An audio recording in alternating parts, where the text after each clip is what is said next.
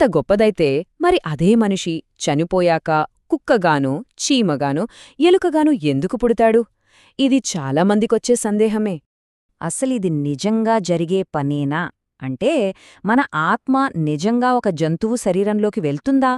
లేకపోతే ఊరికే మనుషుల్ని భయపెట్టడానికి, వాళ్ళు తప్పులు చేయకుండా ఆపడానికి పెద్దలు చెప్పిన కథ?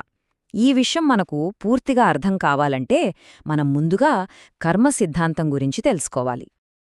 సరే, ఇక కర్మ విషయానికొద్దాం. చాలామంది అనుకున్నట్టు కర్మ అంటే ఎవరో దేవుడు మనకిచ్చే శిక్ష కాదు. అదొక ప్రకృతి నియమం, అచ్చం ఫిజిక్స్ లాంటిదన్నమాట. ఈ ఒక్క లాజిక్ తెలిస్తే చాలు, మన మొదటి ప్రశ్నకు సమాధానం చాలా ఈజీగా దొరికేస్తుంది. కర్మ సిద్ధాంతం సింపుల్గా ఏం చెబుతోందంటే, మనం మనస్సులో అనుకునే ప్రతి ఆలోచన, మనం మాట్లాడే ప్రతి మాట, మనం చేసే ప్రతి పని ఇవన్నీ ఒక్కో విత్తనం లాంటివి. ఒక్కసారి ఆ విత్తనం పడిందంటే భవిష్యత్తులో దానికి తగ్గ పండు రావడం ఖాయం. మనం తప్పించుకోలేని ఒక న్యాచురల్ ప్రాసెస్ ఇది. చూడండి, ఈ ప్రాసెస్ ఎంత సింపుల్గా ఉంటుందో. అంతా మొదలయ్యేది మన ఆలోచనతో. ఆ ఆలోచనే మాట రూపంలో బయటకొస్తుంది. ఆ మాటే మనం చేసే పనిగా మారుతుంది. ఇక ఆ పనే మన కర్మ అనే విత్తనాన్ని నాటుతుంది.